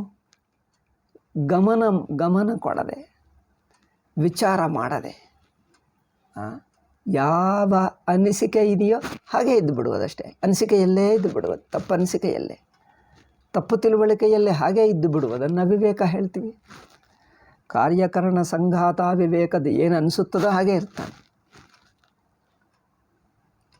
ಆ ಅವಿದ್ಯಾವಸ್ಥೆಯಲ್ಲಿ ಜೀವನಿಗೆ ಹೇಗಿರುತ್ತಾನೆ? ಅವಿದ್ಯಾ ತಿಮಿರಾಂಧಸ್ಯ ಸತಃ. ತಿಮಿರ ಅಂದರೆ ಕತ್ತಲೆ, ಅವಿದ್ಯಾ ತಿಮಿರ ಅಂದರೆ ತಿಮಿರ ಎಂಬಂತೆ ಇರುವ ಅವಿದ್ಯೆ ಎಂದರ್ಥ. ತಿಮಿರ ಅಂದರೆ ಕತ್ತಲೆ ಹಾಗೆ ಇರುವ ಅವಿದ್ಯೆ. ಅವಿದ್ಯೆ ಹೇಗಿರುತ್ತದೆ? ಕತ್ತಲೆ ಹಾಗೆ. ಅಂದರೆ ಏನು? ಕತ್ತಲೆಯಿಂದ ಅವಿದ್ಯೆಯ ಕತ್ತಲೆ ಎಂದು ಹೇಳ್ತಾ ಇದ್ದೀರಿ ಅವಿದ್ಯೆಯನ್ನು, ಅಂದರೆ ಕತ್ತಲೆಯಿಂದ ಹೋಲಿಸ್ತಾ ಇದ್ದೀರಿ. ಕತ್ತಲೆಯಿಂದ ಹೋಲಿಸ್ತಾ ಇದ್ದೀರಲ್ಲ ಅವಿದ್ಯೆಯನ್ನು ಅಂದರೆ ಏನು? ಕತ್ತಲೆಯಿಂದ ಹೋಲಿಸುವುದು ಏಕೆ? ಯಾವ ಅಂಶದಲ್ಲಿ? ಅಂದರೆ ಕತ್ತಲೆಯಲ್ಲಿ ಏನೋ ವಾಸ್ತವಿಕತೆ ಕಂಡು ಬರಲ್ಲ, ಏನೋ ಅನಿಸುತ್ತದೆ, ನಿಜವೇನೋ ಗೊತ್ತಾಗಲ್ಲ. ಹಾಗೆ ಅವಿದ್ಯಾ ತಿಮಿರಾಂಧಸ್ಯ ಸತಃ, ತನ್ನ ನಿಜ ಸ್ವರೂಪವೇನೋ ಗೊತ್ತಾಗಲ್ಲ, ತನಗೇನೋ ಸಂಸಾರಿ ದುಃಖಿ ಅನಿಸುತ್ತದೆ. ತಾನು ಸಂಸಾರ ದುಃಖರಹಿತ ಎಂದು ಗೊತ್ತಾಗಲ್ಲ, ಸಂಸಾರ ದುಃಖದಲ್ಲಿದ್ದೇನೆ ಎಂದು ಅನಿಸುತ್ತದೆ ಅಷ್ಟೇ. ಈಗ ಅದೇ ಅವಿದ್ಯೆ, ಅದೇ ಸಂಸಾರ. ಪರಸ್ಮಾದಾತ್ಮನಃ ಕರ್ಮಾಧ್ಯಕ್ಷಾತ್ ಸರ್ವಭೂತಾದಿವಾಸಾತ್ ಸಾಕ್ಷಿಣಶ್ಚೇತಯಿತು ಈಶ್ವರಾತ್. ಈ ಸಂಸಾರ ಅದೆಲ್ಲ ಹಿಂದೆ ಹೇಳಿದ್ದೇನೆ. ಇಲ್ಲಿ ಭಾಷಾಕಾರರು ಐ ಥಿಂಕ್ ಈ ವಾಕ್ಯನೂ ಹೇಳಾಯ್ತು ಅನಿಸುತ್ತದೆ, ಸುಮ್ಮನೆ ಮತ್ತೊಂದು ಸಲ ಹೇಳ್ತಾ ಇದ್ದೀನಿ. ಸಾಕ್ಷಿರೂಪ ಪರಮಾತ್ಮಕ್ಕಿಂತ ಪರಮಾತ್ಮ ಅಂದರೆ ಪರಮಾತ್ಮನನ್ನು ಆಶ್ರಯಿಸಿಕೊಂಡೇ ಜೀವಭಾವ ತೋರ್ತಾ ಇದೆ. ಅಂದರೆ ಸತ್ಯಕ್ಕೆ ಛಾಯವಾಗೆ. ಈಗ ನೋಡಿ, ನಮ್ಮದು ನೆರಳು ನಿಜವಾದ ಮನುಷ್ಯನಾಗಲಿ ಮರದ ನೆರಳಾಗಲಿ, ಯಾವುದೇ ವಸ್ತುವಿನ ನೆರಳು, ವಾಸ್ತವಿಕ ವಸ್ತುವನ್ನು ಅನುಕರಿಸೇ ನೆರಳಿರುತ್ತದೆ, ವಾಸ್ತವಿಕ ಸತ್ಯವನ್ನು ಬಿಟ್ಟಿರಲ್ಲ. ನೆರಳಿನ ರೂಪ ಯಾವುದು ಅಂದರೆ ಮೂಲ ವಸ್ತು ಯಾವುದೋ ನೆರಳಿನ ರೂಪ ಅದೇ. ಮೂಲ ವಸ್ತುವನ್ನು ಬಿಟ್ಟು ನೆರಳಿರುವ ಹಾಗಿಲ್ಲ. ಸಿದ್ಧಿ ತದನುಗ್ರಹ ಹೇತುಕೇನೈವ ಚ ವಿಜ್ಞಾನೇನ ಮೋಕ್ಷ ಸಿದ್ಧಿರ್ಭವಿತುಮರ್ಹತಿ. ಅದರಿಂದ ಅವರು ಸಂಸಾರಿಯಾಗಿರುವಾಗ ಯಾರನ್ನು ಆಧರಿಸಿಕೊಂಡು ಸಂಸಾರ ಅನುಭವಿಸ್ತಾ ಇದ್ದಾನೋ ಅದು ಪರಮಾತ್ಮನೇ. ಅಂದರೆ ಪರಮಾತ್ಮನು ಆಧರಿಸಿಕೊಂಡೇ ಬದುಕುತ್ತಾನೆ, ಆದರೆ ಪರಮಾತ್ಮ ಕಡೆಗೆ ತಿರುಗಿ ನೋಡುವುದಿಲ್ಲ ಅಷ್ಟೇ. ಅದೊಂದೇ ತಪ್ಪು ಮಾಡಿದ್ದು. ಪರಮಾತ್ಮನನ್ನು ಆಧರಿಸಿಕೊಂಡೇ ಸಂಸಾರವೆಲ್ಲ ಅನುಭವಿಸ್ತಾನೆ, ಸಂಸಾರದಲ್ಲಿ ಪರಿಚ್ಛಿನ್ನ ದುಃಖ ಎಲ್ಲ ಅನುಭವಿಸ್ತಾನೆ, ಆದರೆ ಪರಮಾತ್ಮನ ಕಡೆಗೆ ತಿರುಗುವುದಿಲ್ಲ. ಪರಮಾತ್ಮನನ್ನು ತನ್ನ ಹೃದಯದಿಂದ ಒಪ್ಪಲ್ಲ, ಅವರ ಸಹಾಯ ತಗೊಳ್ತಾನೆ, ಬಟ್ ಹೃದಯದಿಂದ ಒಪ್ಕೊಳ್ಳಲ್ಲ. ನಾನು ದೂರವಾಗಿದ್ದೇನೆ, ನನಗಿಲ್ಲ ಅನಿಸುತ್ತದೆ. ಇದೇ ಅಪ್ಪ ಅಲ್ಲೇ ಇದೆ ನೋಡು, ನಿಮ್ಮ ಪ್ಯಾಕೆಟ್ನಲ್ಲಿ ಇಟ್ಟು ಬಿಟ್ಟಿದೆ ಅಂದರೆ ಇಲ್ಲ ಅಂದರೆ ಇದ್ದರೂ ಕಲ್ಕೊಂಡಂತೆ ಮಾತಾಡ್ತಾನೆ. ಆಗ ಹಾಗೆ ಇದೆ. ಆದ್ದರಿಂದ ಮತ್ತೆ ಪರಿಹಾರವೇನು ಅಂದರೆ ಆ ಕಡೆಗೆ ತಿರುಗು. ಯಾವ ಆಧಾರದಿಂದ ಜೀವಭಾವ ನಡೆಯುತ್ತಾ ಇದೆಯೋ, ಯಾವ ಪರಮಾತ್ಮನನ್ನು ಆಧರಿಸಿಕೊಂಡು ಈ ಜೀವನ ಜನ್ಮ ಮರಣ ಸುಖ ದುಃಖಾದಿಗಳು ಮಾನಾಪಮಾನಗಳು ಒಳ್ಳೆಯದು ಕೆಟ್ಟದು ಎಲ್ಲ ಯಾರನ್ನು ಆಧರಿಸಿಕೊಂಡು ನಡೆಯುತ್ತಾ ಇದೆಯೋ ಆ ಮೂಲ ಆಧಾರವನ್ನೇ ತಿಳ್ಕೊ. ಆ ಕಡೆಗೆ ತಿರುಗು, ಹೋಗುತ್ತಾನೆ, ಸಂಸಾರ ಹೋಗುತ್ತೆ. ತದನುಗ್ರಹ ಹೇತುಕೇನೈವ, ಪರಮಾತ್ಮನ ಅನುಗ್ರಹದಿಂದಲೇ ಮೋಕ್ಷ. ಇದೆಲ್ಲ ನೋಡಿ, ಅಂದರೆ ತಪ್ಪು ತಿಳುವಳಿಕೆಗೆ ಆಧಾರ ಯಾರೋ, ತಪ್ಪು ತಿಳುವಳಿಕೆಗೆ ಯಾವುದು ಆಧಾರವೋ ಆ ಆಧಾರ ಕಡೆಗೆ ತಿರುಗು, ಆಧಾರದ ಸಹಾಯ ತಗೋ. ಎಷ್ಟೆಷ್ಟು ಆ ಮೂಲ ಆಧಾರ ಕಡೆಗೆ ಹೋಗ್ತೀಯೋ ಅಷ್ಟಷ್ಟು ನಿಮ್ಮ ಸಂಸಾರ ಭಾವ ಬಿಡುತ್ತದೆ. ಎಷ್ಟೆಷ್ಟು ಅದರಿಂದ ಪರಮಾತ್ಮನನ್ನು ನೋಡಿ ಯಾರೂ ಹೆದರ್ಕೊಳ್ಳಬಾರದು. ಪರಮಾತ್ಮ ಯಾರೋ ದೂರ ಅಲ್ಲ, ನಮ್ಮ ನಿಜವಾದ ಸ್ವರೂಪವೇ ಪರಮಾತ್ಮ. ನಮಗೆ ಬೇಕಾಗಿದ್ದೇನೆಂದರೆ ಜೀವಭಾವಕ್ಕೆ ಆಧಾರ ಯಾರು, ಮೂಲ ಯಾರು, ಆಧಾರ ಯಾರು, ಆ ಆಧಾರ ಕಡೆಗೆ ತಿರುಗು. ಈ ಕಲ್ಪಿತ ರೂಪ ಜೀವಭಾವ ಬಿಟ್ಟು ಹೋಗ್ತದೆ. ಅಷ್ಟೇ. ಎಷ್ಟೆಷ್ಟು ಸ್ವರೂಪ ಕಡೆಗೆ ತಿರುಗುತ್ತಾನೋ, ಸ್ವರೂಪಕ್ಕೆ ಹತ್ತಿರವಾಗ್ತಾನೋ ಅಷ್ಟಷ್ಟು ಜೀವಭಾವ ಬಿಡುತ್ತಾ ಇರ್ತಾನೆ. ಆದ್ದರಿಂದ ತದನುಗ್ರಹ ಹೇತುಕೇನೈವ ಚ ವಿಜ್ಞಾನೇನ ಆ ಪರಮಾತ್ಮ ಅಂದರೆ ಮೂಲ ಸ್ವರೂಪ, ಸ್ವತಃ ಸಿದ್ಧ ಸ್ವರೂಪ, ನಮ್ಮ ನಿಜ ಸ್ವರೂಪದ ಅನುಗ್ರಹ ಮಾಡ್ತದೆ. ಅದು ಅನುಗ್ರಹ ಮಾಡಿ ನೋಡಿ, ಮೂಲ ಸ್ವರೂಪ ಎರಡಕ್ಕೆ ಅನುಗ್ರಹ ಮಾಡ್ತದೆ. ನಮ್ಮ ನಿಜ ಸ್ವರೂಪವಾದ ಪರಮಾತ್ಮ ನಾವು ಸಂಸಾರಿಯಾಗಿರುವುದಕ್ಕೆ ಅದೇ ಅನುಗ್ರಹ, ಈ ಸಂಸಾರಿತ್ವ ಬಿಟ್ಟು ಮೋಕ್ಷ ಪಡೆದುಕೊಳ್ಳುವುದಕ್ಕೆ ಅದೇ ಪರಮಾತ್ಮ. ನೋಡಿ, ನಮ್ಮ ನಿಜ ಸ್ವರೂಪವಾದ ಪರಮಾತ್ಮ ಈ ಸಂಸಾರವನ್ನು ಅನುಭವಿಸುವ ಜೀವಭಾವಕ್ಕೆ ಅದೇ ಆಧಾರ, ಜೀವಭಾವ ಬಿಟ್ಟು ಮೋಕ್ಷ ಪಡೆಯುವುದಕ್ಕೆ ಅದೇ ಆಧಾರ. ಇದೊಂದು ವಿಚಿತ್ರ ನೋಡಿ. ಮೂಲ ಪರಮಾತ್ಮ ಸಂಸಾರ ತೋರುವುದಕ್ಕೆ ಅವನೇ ಆಧಾರ, ಸಂಸಾರ ಬಿಡಬೇಕು ಅಂದರೆ ಮತ್ತೆ ಅವನೇ ಆಧಾರ. ಅಯ್ಯೋ ಇದೇನಪ್ಪ, ಇದು ಆಶ್ಚರ್ಯವಾಗಿದೆ. ಒಂದೇ ವಸ್ತುವು ಪರಸ್ಪರ ವಿರುದ್ಧಕ್ಕೆ ಆಧಾರವಾಗ್ತದೆ. ಯಾವದಿಂದ ರೋಗ ಬರುತ್ತದೋ ಅದೇ ತಿಂದರೆ, ಯಾವುದು ತಿಂದರೆ ರೋಗ ಬಂತೋ ಅದೇ ತಿಂದರೆ ಅದು ಔಷಧಿಯಾಗಿ ರೋಗ ಹೋಗ್ತದೆ. ಹಾಗೆ ಆಗಲ್ಲವಲ್ಲ. ನಿಜವಾಗಿ ಹೋಮಿಯೋಪತಿಯವರು ಹಾಗೆ ಹೇಳ್ತಾರೆ, ಯಾವದಿಂದ ರೋಗ ಬರುತ್ತದೋ ಅದನ್ನು ತಿಂದರೆ ರೋಗ ಹೋಗ್ತದೆ ಎಂದು ಹೇಳ್ತಾರೆ. ಇದು ಹೋಮಿಯೋಪತಿ ನೋಡಿದ್ದರೆ ವೇದಾಂತ ಹಾಗೇ ಇದೆ. ನಿಜವಾಗಿ ಹೋಮಿಯೋಪತಿ ಜನರು ಡಾಕ್ಟರ್ಗಳನ್ನು ಕೇಳಿದ್ದರೆ, ಹೋಮಿಯೋಪತಿ ಡಾಕ್ಟರ್ ಅಂದರೆ ಎರಡು ಬಗೆ ಇದ್ದಾರೆ. ಕೆಲವರು ವೈದ್ಯ ಮಾತ್ರ, ಈ ರೋಗಕ್ಕೆ ಈ ಔಷಧಿಯಿಂದ ಅಷ್ಟು ಮಾತ್ರ ತಿಳ್ಕೊಂಡವರು ಇರುತ್ತಾರೆ, ಅವರಿಗೆ ಹೆಚ್ಚು ಗೊತ್ತಿಲ್ಲ. ಯಾರು ಹೋಮಿಯೋಪತಿ ಸಿದ್ಧಾಂತವನ್ನು ಕಲಿತಿರುವವರು ಇರುತ್ತಾರೋ ಅವರೇನು ಹೇಳ್ತಾರೋ ಗೊತ್ತಾ, ಹೋಮಿಯೋಪತಿ ಎಲ್ಲ ವೇದಾಂತ ಇದೆ ಸ್ವಾಮೀಜಿ ಎಂದು ಹೇಳ್ತಾರೆ.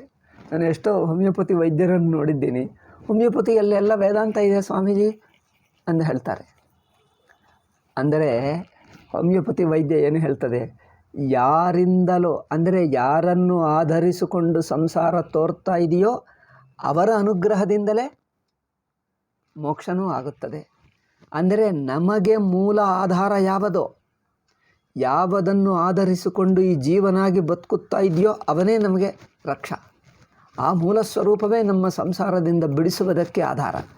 ಅದಕ್ಕೋಸ್ಕರ ನೋಡಿ, ತದ ಅನುಗ್ರಹ ಹೇತುಕೇನೈವ ಚ ವಿಜ್ಞಾನೇನ ಅಂದರೆ ಪರಮಾತ್ಮನ ಅನುಗ್ರಹದಿಂದ ಹುಟ್ಟಿರುವ ವಿಜ್ಞಾನ. ಪರಮಾತ್ಮ ಅನುಗ್ರಹ ಹೇಗೆ ಮಾಡ್ತಾನೆ?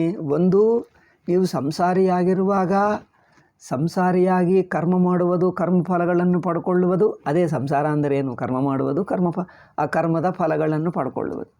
ಮತ್ತು ಹಾಗಾದರೆ ದುಃಖ ಏಕೆ ಆಗ್ತಾ ಇದೆ ಅಂದರೆ, ತಪ್ಪು ಕರ್ಮ ಮಾಡಿದ್ದೇವೆ, ತಪ್ಪು ಫಲ ಅನುಭವಿಸ್ತಾ ಇದ್ದೇವೆ, ಅಷ್ಟೇ. ತಪ್ಪು ಕರ್ಮ ತಪ್ಪು ಫಲ, ಒಳ್ಳೆಯ ಕರ್ಮ ಒಳ್ಳೆಯ ಫಲ, ಕೆಟ್ಟ ಕರ್ಮ ಕೆಟ್ಟ ಫಲ, ಅಷ್ಟೇ. ಅದೆಲ್ಲ ಅನುಭವಿಸುವುದಕ್ಕೆ ಯಾವ ಆಧಾರ ರೂಪ ಪರಮಾತ್ಮ ಇದ್ದಾನೋ ಅವನ ಅನುಗ್ರಹದಿಂದ ಜ್ಞಾನವು ಹುಟ್ಟುತ್ತದೆ. ಅಂದರೆ ಪರಮಾತ್ಮ ನಮಗೆ ಅಂದರೆ ನಮ್ಮ ನಿಜ ಸ್ವರೂಪ, ಪರಮಾತ್ಮ ಅಂದರೆ ನಮ್ಮ ನಿಜ ಆತ್ಮ ಎಂದರ್ಥ. ಪರಮ ಆತ್ಮ, ಪರಮ ಅಂದರೆ ನಿಜವಾದ, ಆತ್ಮ ಅಂದರೆ ತಾನು, ನಿಜವಾದ ತಾನು, ನಮಗೆ ಅನಿಸುತ್ತಿರುವ ತಾನು. ನಾವು ಅನಿಸುತ್ತಿರುವ ನೇನು ಬೇರೆ, ನಿಜವಾಗಿರುವ ತಾನು ಬೇರೆ.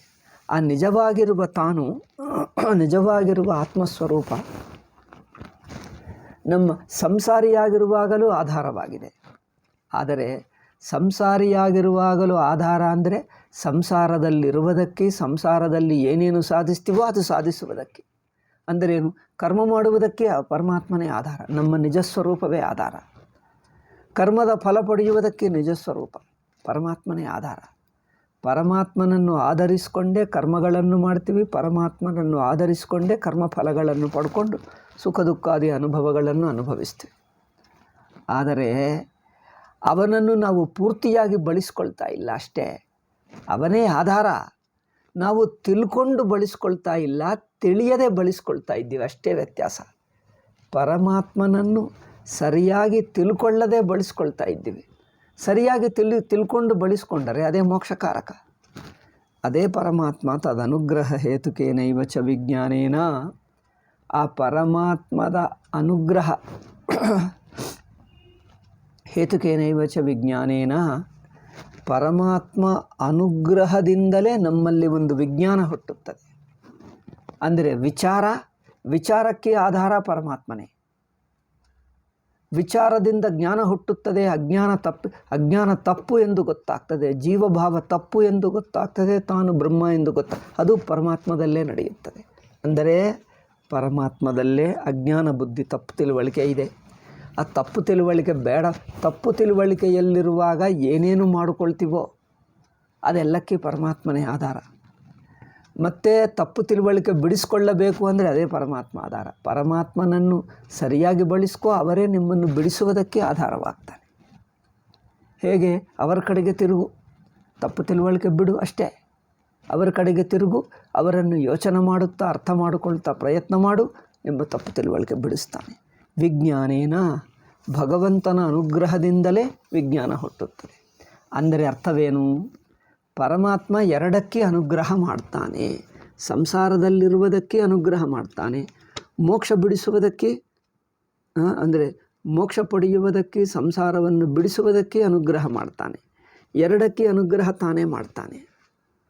ಅಂದರೆ ಎರಡಕ್ಕೆ ಅನುಗ್ರಹ ಮಾಡಬಲ್ಲ ಪರಮಾತ್ಮ, ಎರಡಕ್ಕೆ ಅನುಗ್ರಹ ಮಾಡಬಲ್ಲನು. ಅಂದರೆ ಅರ್ಥವೇನು? ನಾವು ಬಳಸಿಕೊಳ್ಳುವುದರಲ್ಲಿದೆ ವ್ಯತ್ಯಾಸ ಎಲ್ಲಿದೆ ಅಂದರೆ, ನಾವು ಹೇಗೆ ಬಳಸಿಕೊಳ್ಳಲೆ ಹಾಗೆ. ಸಂಸಾರದಲ್ಲೇ ಇರುವುದಕ್ಕೆ ಭಗವಂತನೇ ನಾನು ಆ ಕರ್ಮ ಮಾಡಿಕೊಳ್ಳಬೇಕು, ನಾನು ಅದು ಪಡ್ಕೊಳ್ಳಬೇಕು, ನಾನು ಇದು ಪಡ್ಕೊಳ್ಳಬೇಕು, ನಾನು ಇವನು ಶತ್ರು, ನಾನು ಶತ್ರುವನ್ನು ನಾನು ಸಾಯಿಸಬೇಕು, ಆಯ್ತಪ್ಪ ಸಾಯಿಸು. ನಾನು ಶತ್ರುವನ್ನು ಹಾಗೆ ತೀರಿಸ್ಕೊಳ್ಳಬೇಕು, ಆಯ್ತು ತೀರಿಸ್ಕೊ. ಭಗವಂತ ಅನುಗ್ರಹ ಮಾಡ್ತಾನೆ. ನಾನು ಕೋಪ ಅವನು ನಾನು ಹೊಡೆಯುತ್ತೀನಿ, ಆಯಿತು ಹೊಡೆಯು. ಹೊಡೆದರೆ ದುಃಖ ಬರುತ್ತದೆ, ಬರಲಿ, ಹೊಡೆಯು, ದುಃಖ ಅನುಭವಿಸು. ಕಾಮನ ಆಸಕ್ತಿ ಇಟ್ಕೋ, ಅದರಲ್ಲಿ ಪರಾಧೀನವಾಗುವೇನು, ಆಯಿತು. ಅಂದರೆ ಸಂಸಾರದಲ್ಲಿರುವಾಗ ನೀವು ಕಾಮದಿಂದ ಯಾವುದೇ ಪಡ್ಕೊಳ್ತೀವಿ, ಅನುಭವಿಸ್ತೀವಿ, ಕ್ರೋಧದಿಂದ ಯಾರನ್ನು ಹೊಡೆಯುತ್ತೀವಿ, ಹಿಂಸೆ ಮಾಡ್ತೀವಿ, ಅದೆಲ್ಲಕ್ಕೆ ಅದೇ ಪರಮಾತ್ಮ ಅನುಗ್ರಹ. ನಾನು ಸಂಸಾರಿ, ಆಯಿತು. ನಾನು ದೇಹವೇ ಎಂದು ಅಭಿಮಾನ ಪಟ್ಕೊಂಡ್ರೆ ಅಭಿಮಾನಕ್ಕೆ ಅವನೇ ಅನುಗ್ರಹ ಮಾಡ್ತಾನೆ, ಅದೇ ಅನುಗ್ರಹ. ಪರಮಾತ್ಮನನ್ನು ಹಿಡ್ಕೊಂಡೆ ನಾನು ಜೀವ, ನಾನು ದೇಹ, ಇಂದ್ರಿಯ, ಮನಸ್ಸು, ಎಷ್ಟು ಗಟ್ಟಿ ಅಭಿಮಾನ ಪಟ್ಕೊಂಡ್ರೆ ಗಟ್ಟಿ ಅಭಿಮಾನಕ್ಕೂ ಅವನೇ ಅನುಗ್ರಹ ಮಾಡ್ತಾನೆ. ಏಕೆ? ಅವನಿಲ್ಲದೆ ಯಾವುದು ಮಾಡೋಕ್ಕಾಗಲ್ಲ, ತಪ್ಪು ಮಾಡೋಕ್ಕಾಗಲ್ಲ, ಒಪ್ಪು ಮಾಡೋಕ್ಕಾಗಲ್ಲ. ಆದ್ದರಿಂದ ಪರಮಾತ್ಮನೇ ನಿಮ್ಮ ಸಂಸಾರಕ್ಕೆ ಆಧಾರವಾಗಿದ್ದಾನೆ, ಸಂಸಾರ ಬಿಡುವುದಕ್ಕೆ ಆಧಾರವಾಗಿದ್ದಾನೆ. ಅಂದರೆ ಎರಡಕ್ಕೆ ತಾನೇ ಆಧಾರ. ಅವರನ್ನು ನೀವು ಹೇಗೆ ಬಳಸ್ಕೊಳ್ತೀರೋ ಹಾಗೆ ಆಗ್ತಾನೆ. ನಿಮ್ಮ ಬಳಸುವುದಕ್ಕೆ ಹಾಗೇ ಇದೆ. ನೀವು ವಿಚಾರ ಮಾಡ್ತೀರಾ, ಬಿಟ್ಟು ಹೋಗ್ತೀರಿ ಸಂಸಾರ. ವಿಚಾರ ಮಾಡಲ್ಲ, ಇದೇ ಚೆನ್ನಾಗಿದೆ, ಇರು, ಅಲ್ಲೇ ಇರು, ಆ ತಪ್ಪು ತಿಳುವಳಿಕೆ ಎಲ್ಲೇ ಇದ್ದು ಬಿಡ್ತೀವಿ. ಒಬ್ಬನು ಹಾವು ನೋಡಿಕೊಂಡು ಅಯ್ಯೋ ಹಾವು ಹಾವು ಹಾವು ಹೆದರ್ಕೊಳ್ತಾನೆ, ಈ ಹಾವನ್ನು ಓಡಿಸಿಬಿಡಿ ಅಂದರೆ ಅವರು ಹೇಳುವಕ್ಕೆ ಹೋಗ್ತಾನೆ, ನೋಡು ಅದು ಹಾವು ಅಲ್ಲ ಅಂದರೆ ನೀವು ಸುಮ್ಮನೆ ಅವರೇನು ಅನಿಸಿಟ್ಟು ಮಾಡ್ಕೊಳ್ತಾರೆ. ನೀವು ಹೇಳಬೇಡ, ಹಾವು ಓಡಿಸೋಕ್ಕಾಗಲ್ಲ, ನೀವು ಸುಮ್ಮನೆ ನನಗೇನು ಉಪದೇಶ ಮಾಡ್ತಾಯಿದ್ದು ಬೇಡ. ಹಾವು ಓಡಿಸೋದ್ರೆ ಮಾತಾಡು, ಇಲ್ಲದಿದ್ದರೆ ಹೋಗೋ, ನಮಗೆ ಹೇಳುವುದು ಬೇಡ. ಹಾವು ಓಡಿಸುವವರು ಬೇಕು, ನೀವು ಸುಮ್ಮನೆ ಮಾತಾಡಿದ್ದರೆ ಏನೋ ಉಪದೇಶ ಮಾಡ್ತಾಯಿದ್ದೀವಿ, ಬೇಡ ನನಗೆ. ಹಾವು ಓಡಿಸುವವರು ಬೇಕು, ಅದೇ ಹೇಳ್ತಾ ಇದ್ದೀರಪ್ಪ, ಮತ್ತೆ ಮಾತಾಡಬೇಡ. ನೀವು ಕೋಲ್ ತೊಗೊಂಡು ಬಿತ್ತು ಹಾವು ಓಡಿಸು ಮೊದಲು, ಅದು ಅಲ್ಲಪ್ಪನೇ, ನೀವು ಮಾತಾಡಬೇಡ, ನೀವು ಕೋಲ್ ತೊಗೊಂಡು ಬಿತ್ತು ಓಡಿಸು. ಏನು ಮಾಡಬೇಕು ಅವನಿಗೆ? ಅವರು ಕೇಳುವುದಕ್ಕೆ ಸಿದ್ಧವಾಗಿಲ್ಲ. ಹಾಗೆ ಯಾರು ಮೋಕ್ಷ ಪಡೆಯುವುದಕ್ಕೆ ತತ್ವ ವಿಚಾರ ಮಾಡಪ್ಪ, ನಿಮಗೆ ಸಂಸಾರವಿಲ್ಲ, ಏನಿಲ್ಲ, ನಿಮ್ಮ ಅನಿಸುತ್ತಾ ಇದೆ ಅಷ್ಟೇ, ಅಲ್ಲಿ ಏನಿಲ್ಲ ಅಂದರೆ ಅಲ್ಲ. ನೀವು ಏನೇನು ಉಪದೇಶ ಮಾಡಬೇಡ, ನಮಗೆ ಪ್ರಾಕ್ಟಿಕಲ್ ಆಗಿರಬೇಕು, ಪ್ರಾಕ್ಟಿಕಲ್ ವೇದಾಂತ ಬೇಕು. ನಿಮ್ಮ ಥಿಯರಿಟಿಕಲ್ ವೇದಾಂತ, ನಾನೇ ಬ್ರಹ್ಮ, ತತ್ವ ವಿಚಾರ, ಅವಸ್ಥಾತ್ರಯ ವಿವೇಕ, ಇದೆಲ್ಲ ವೇಸ್ಟ್. ಥಿಯರಿಟಿಕಲ್ ವೇದಾಂತ ನಮಗೆ ಪ್ರಾಕ್ಟಿಕಲ್. ಏನು ಕರ್ಮ ಮಾಡಿ ತೋರಿಸು, ಕೈಯಲ್ಲಿ ಮಾಡಿ ತೋರಿಸು. ಆಯ್ತಪ್ಪ, ನಿಮ್ಮ ಸಂಸಾರ ಚೆನ್ನಾಗಿದೆ, ಹಾಗೆ ಇರು. ಏನು ಮಾಡ್ತೀವಿ? ಯಾರಿಗೆ ಪ್ರಾಕ್ಟಿಕಲ್ ವೇದಾಂತ ಅನಿಸುತ್ತದೋ ಮಾಡ್ಕೊ. ಅಂದರೆ ಯಾರಿಗೆ ಏನೋ ಮಾಡಬೇಕನ್ನಿಸುತ್ತದೋ ಅದಕ್ಕೆ ಪರಮಾತ್ಮನೇ ಆಧಾರ. ಮಾಡ್ಕೊ, ಕರ್ಮನೇ ಮಾಡ್ಕೊಳ್ತೇವೆ, ಏನೋ ಮಾಡ್ತೀವಿ ಅಂತ ಅವ್ರು ಹೇಳ್ತಾನೆ. ನೀವು ಸುಮ್ಮನೆ, ಅವನು ಸಿಟ್ಟು ಮಾಡಿಕೊಂಡು ಹೇಳ್ತಾನೆ, ನೀವು ಸುಮ್ಮನೆ ಏನೋ ಉಪದೇಶ ಮಾಡುವವರು ಥಿಯರಿಟಿಕಲ್ ಪೀಪಲ್, ನಾವೇನೋ ಹಾವು ನೋಡಿಕೊಂಡು ಹೆದರ್ಕೊಂಡು ಇದ್ದರೆ ನೀವೇನೋ ಇಲ್ಲಿ ಕೂತ್ಕೊಂಡು ಏನೋ ವೇದಾಂತ ಹೇಳ್ತಾ ಇದ್ದೀರಿ, ಯಾರಿಗೂ ಉಪಯೋಗ, ಅಸಾಮಾನ್ಯರೋ ನಾವು. ಅದರಿಂದ ನಿಮ್ಮಿಂದ ಆಗಲೇ ನೀವು ಸುಮ್ಮನೆ. ಇನ್ನೊಬ್ಬರನ್ನು ಕೇಳ್ತಾನೆ, ಹುಡುಕಿ ಅವರಿಗೆ ಟೆಲಿಫೋನ್ ಮಾಡಿ ಎಲ್ಲೋ ಹೋಗಿ ಏನೋ ಮಾಡಿ ಇನ್ನೊಬ್ಬ ಹುಡುಗರನ್ನು ಹಿಡ್ಕೊಂಡು ಬಂದ. ಅವನು ಹೇಳ್ತಾನೆ, ಹೌದೌದು, ನಾನು ಹಾವು ಓಡಿಸಿರುವ ಅನುಭವ ಇದೆ ನನಗೆ, ನನ್ನ ಹತ್ತಿರ ಕೋಲು ಇದೆಯಾ, ತೊಗೊಂಡು ಬಾ ಎಂದು ಹೇಳ್ತಾನೆ. ತೊಗೊಂಡು ಬಂದು ಇವರು ಏನು ಮಾಡ್ತಾ ಇದ್ದಾರೆ, ಹಾವನ್ನು ಓಡಿಸುವುದರಲ್ಲಿ ತುಂಬ ಪ್ರಯತ್ನಶೀಲರು. ಇದೆಲ್ಲಕ್ಕೆ ಅದೇ ಆಧಾರ. ಪರಮಾತ್ಮ ಆಧಾರದಲ್ಲೇ ಕರ್ಮಗಳು ಮಾಡುವುದು, ಕರ್ಮಫಲಗಳು ಅನುಭವಿಸುವುದು, ಸಂಸಾರ ಪರಮಾತ್ಮ ಆಧಾರದಲ್ಲೇ ಇದ್ದುಕೊಂಡು ಪರಮಾತ್ಮ ಬಾಯಿ ಮುಚ್ಚು ಕೆಲಸ ಮಾಡ್ಕೊಳ್ತಾ ಇದ್ದಾರೆ. ಅಲ್ಲವೇ? ಗುರುಗಳ ಬಾಯಿ ಮುಚ್ಚಿ ಅವರು ಸಂಸಾರದಲ್ಲಿರುತ್ತಾರೆ. ಗುರುಗಳು ಏನೇನೋ ಮಾತಾಡ್ತಾನೆ, ಬೇಡ ಅವ್ರು ಅವರನ್ನು ಹೇಳುವಕ್ಕೆ ಬಿಡಬೇಡ, ಏನೇನೋ ಹೇಳ್ತಾನೆ, ನಾವು ಸಂಸಾರ ಬಿಡಿಸ್ಕೊಳ್ಳಬೇಕು, ಗುರುಗಳೇನೋ ಉಪದೇಶ ಮಾಡ್ತಾನೆ, ನಮಗೆ ಬೇಡ ಹೇಳ್ತಾನೆ. ಅಯ್ಯೋ ರಾಮ, ಅದೇ ಅಪ್ಪ ಅವರು ಉಪದೇಶ ಮಾಡೋದು, ಅವ್ರು ಬೇಡ ಹೇಳ್ತಾರೆ. ಆಯಿತು. ಯಾವಾಗ ಇದೆಲ್ಲ ಕರ್ಮ ಮಾಡಿ ಮಾಡಿ ಮಾಡಿ ಮಾಡಿ ಮಾಡಿ ಓಡಿಸೋದಕ್ಕೆ ಪ್ರಯತ್ನ ಮಾಡ್ತಾನೆ ಕೋಲ್ನಿಂದ, ಮಾಡಿ ಎಷ್ಟೋ ವರ್ಷ ನಂತರ ಬೇಜಾರಾಗ್ತದೋ, ಇದು ಹೋಗುತ್ತಾ ಇಲ್ಲ, ಹಾವು ಎಷ್ಟು ಮಾಡಿದ್ದರೂ ಹೋಗ್ತಾ ಇಲ್ಲ, ನಾವು ಇನ್ನೇನೋ ಮಾಡಬೇಕು ಅದೇ ನಾನು ಹೇಳಿದ್ದೀನಪ್ಪ, ಅದು ಹಾವಿಲ್ಲ, ಅದು ಸುಮ್ಮನೆ ನಿಮ್ಮ ಭ್ರಮ. ನೀವು ಏನು ಓಡಿಸಿದ್ದರು, ಕೋಲು ತಗೊಂಡು ಹೊಡೆದರು, ಅದೇನು ಹೋಗುವುದಿಲ್ಲ, ಅಲ್ಲೇನು ಇಲ್ಲವೇ ಇಲ್ಲ. ಅಯ್ಯೋ, ನೀವು ಹೇಳಿದ್ದರೆ ನಿಜ ಅನಿಸುತ್ತಾ ಇದೆ. ಏಕೆಂದರೆ ನಾವು ತುಂಬ ಪ್ರಯತ್ನ ಮಾಡಿದ್ದೀವಿ, ಹೋಗ್ತಾನೇ ಇಲ್ಲ. ಅಲ್ಲಿ ಇದ್ದರೆ ಹೋಗುವುದಿಲ್ಲ, ಏಕೆ ಅದು ಇಲ್ಲವೇ ಇಲ್ಲ. ಆದ್ದರಿಂದ ಏನು, ಅದೇ ಪರಮಾತ್ಮನ ಸಹಾಯ ತಗೋ, ವಿಚಾರ ಮಾಡು. ಇಲ್ಲಿ ನೋಡಿ, ತದನುಗ್ರಹ ಹೇತುಕೇನೈವ. ಪರಮಾತ್ಮನ ಅನುಗ್ರಹ ಅಂದರೆ ಅರ್ಥವೇನು? ಶರಣು ಹೊಕ್ಕುವುದೇ ಅನುಗ್ರಹ. ಪರಮಾತ್ಮ ಅನುಗ್ರಹ ಬಿಡಿಯಾಗೇನಿಲ್ಲ. ಅವರಿಗೆ ಶರಣು ಹೊಕ್ಕುವುದು, ಅವರ ಅಧೀನದಲ್ಲಿರುವುದು, ನಮ್ಮ ಅಭಿಮಾನ ಅಹಂಕಾರಗಳನ್ನು, ನಮ್ಮ ಪ್ರಯತ್ನವನ್ನು ಪಕ್ಕಕ್ಕಿಟ್ಟು ಪರಮಾತ್ಮನ ಪ್ರಯತ್ನ, ಪರಮಾತ್ಮನ ಉಪದೇಶಕ್ಕನ್ನು ಬೆಲೆ ಕೊಡುವುದು, ಅದನ್ನು ಒಪ್ಪುಕೊಳ್ಳುವುದು. ಪರಮಾತ್ಮ ಶಾಸ್ತ್ರ ರೂಪವಾಗಿ, ಗುರು ರೂಪವಾಗಿ ನಮಗೆ ಉಪದೇಶ ಮಾಡ್ತಾ ಇದ್ದಾನೆ. ತನ್ನಂಥ ಪರಮಾತ್ಮ ತತ್ವವನ್ನು ವಿಚಾರ ಮಾಡು ಎಂದು ಹೇಳ್ತಾ ಇದ್ದಾನೆ. ಇದನ್ನು ನಾವು ಶರಣು ಹೊಕ್ಕಿ ವಿನಯದಿಂದ, ಆದರದಿಂದ ಪ್ರಯತ್ನ ಮಾಡ್ತಾ ಇದ್ದರೆ ಬಿಟ್ಟು ಹೋಗ್ತದೆ. ಅದರಿಂದ ತದನುಗ್ರಹ ಹೇತುಕೇನೈವ. ಪರಮಾತ್ಮನ ಅನುಗ್ರಹದಿಂದ ಹುಟ್ಟಿರುವ ಜ್ಞಾನದಿಂದ ಮೋಕ್ಷ ಸಿದ್ಧಿರ್ಭವಿತುಮರ್ಹತಿ. ಅವರಿಗೆ ಮೋಕ್ಷ ಸಿದ್ಧಿ ಉಂಟಾಗುತ್ತದೆ. ಮೋಕ್ಷ ಸಿದ್ಧಿ ಅಂದರೇನು? ಮೋಕ್ಷ ಸಿದ್ಧವೇ, ಅಯ್ಯೋ ಸಂಸಾರ ಅನ್ಕೊಂಡೇ ಎಲ್ಲಿ ಇಲ್ಲವೇ ಇಲ್ಲವಲ್ಲ ಎಂದು ಗೊತ್ತಾಗುತ್ತದೆ ಎಂದರ್ಥ. ವಿಚಾರದಿಂದಲೇ ಗೊತ್ತಾಗ್ತದೆ. ತಥಾ ಹಿ ಶ್ರುತಿರ್ಭವತಿ ಏಷ ಹ್ಯೇವ ಸಾಧು ಕರ್ಮ ಕಾರಯತಿ. ಇದು ಭಾಷ್ಯಕಾರರ ವಾಕ್ಯ. ಇದರಲ್ಲಿ ಒಂದು ಭಾಷ್ಯಕಾರರು ಒಂದು ಉಪನಿಷತ್ತಿನ ವಾಕ್ಯವನ್ನು ಉದಾಹರಿಸ್ತಾ ಇದ್ದಾರೆ ನೋಡಿ. ಯಮೇಭ್ಯೋ ಲೋಕೇಭ್ಯವನ್ನಿನೀಶತೆ ಏಷ ಏವ ಅಸಾಧು ಕರ್ಮ ಕಾರಯತಿ. ಅಂದರೆ ಪರಮಾತ್ಮ ಎರಡಕ್ಕೆ ನಿಮಗೆ ಆಧಾರ. ಸಾಂಸಾರಿಕ ಕರ್ಮ ಮಾಡುವುದಕ್ಕೆ ಆಧಾರ, ಪಾಪಕರ್ಮ ಮಾಡುವುದಕ್ಕೆ ಪರಮಾತ್ಮನೇ ಬಲ, ಪುಣ್ಯಕರ್ಮ ಮಾಡುವುದಕ್ಕೆ ಅವರೇ ಬಲ. ಎರಡರಿಂದ ವೈರಾಗ್ಯ ಪಟ್ಕೊಂಡು ತತ್ವವಿಚಾರ ಮಾಡುವುದಕ್ಕೆ ಅವನೇ ಬಲ. ಪರಮಾತ್ಮ ಎಲ್ಲಕ್ಕೆ ರೆಡಿಯಾಗಿದ್ದಾನೆ. ನೀವು ಹೇಗೆ ಬಳಸಿಕೊಂಡರೆ ಹಾಗೆ ನಿಮ್ಮ ಕೈಯಲ್ಲಿದೆ. ಅಂದರೆ ಎಲ್ಲಕ್ಕೆ ನಿಮಗೆ ಅವಕಾಶ ಬಿಟ್ಟಿದ್ದೇವೆ, ಮಾಡ್ಕೋ. ಆದ್ದರಿಂದ ಆತ್ಮಾನಮಂತರೋ ಯಮಯತಿ ಇತಿ ಚೈವಂಜಾತೀಯಕ ನನ್ವೇಮಂ ಈಶ್ವರಸ್ಯ ಕಾರಯಿತೃತ್ವೇ ಇತಿ ವೈಷಮ್ಯ. ಈಗ ಈ ಒಂದು ವಾಕ್ಯ ಆಯಿತು. ಇನ್ನೊಂದು ಎರಡನೆಯ ವಾಕ್ಯ. ಭಾಷ್ಯಕಾರರ 3 ವಾಕ್ಯಗಳು ಉದಾಹರಿಸಿದ್ದಾರೆ. 1ನೇ ವಾಕ್ಯ ಆಯಿತು, ಇನ್ನೂ 2 ಇದೆ, ನಾಳೆ ಹೇಳೋಣ. ಇವತ್ತು ಸ್ವಲ್ಪ ಹೊತ್ತು, ಒಂದು 10 ನಿಮಿಷ, ಕಾಲು ಗಂಟೆ ಬಿಟ್ಟು ಸ್ವಲ್ಪ ಮೂಲವಿದ್ಯಾ ನಿರಾಸ ಹೇಳೋಣ. ಓಕೆ, ಮೂಲವಿದ್ಯಾ ನಿರಾಸ ಹೇಳಿಬಿಟ್ಟು 1 ಗಂಟೆಗೆ ಮುಗಿಸಿಬಿಡೋಣ. ನಂತರ ನಾಳೆ ಏನದು ವೇದಾಂತ ಪರಿಭಾಷೆ ನಾಳೆ ಕಂಟಿನ್ಯೂ ಮಾಡೋಣ. ಈಗ ಮಾತ್ರ ಒಂದು ಕೊಟೇಶನ್ ಹೇಳಿದ್ದೀವಿ, ಭಾಷ್ಯವಾಕ್ಯ. ಇನ್ನೊಂದು ವಾಕ್ಯ ಇದೆ. ಓಂ ಶಾಂತಿ ಶಾಂತಿ ಶಾಂತಿ. ಹರಿ ಓಂ ಶ್ರೀ ಗುರುಭ್ಯೋ ನಮಃ. ಹರಿ ಓಂ ತತ್ಸು. ಒಂದು ಕಾಲು ಗಂಟೆ ಬಿಟ್ಟು, ಐ ಥಿಂಕ್ 10 to 15 minutes ಬಿಟ್ಟು ಮೂಲವಿದ್ಯಾ ನಿರಾಸ.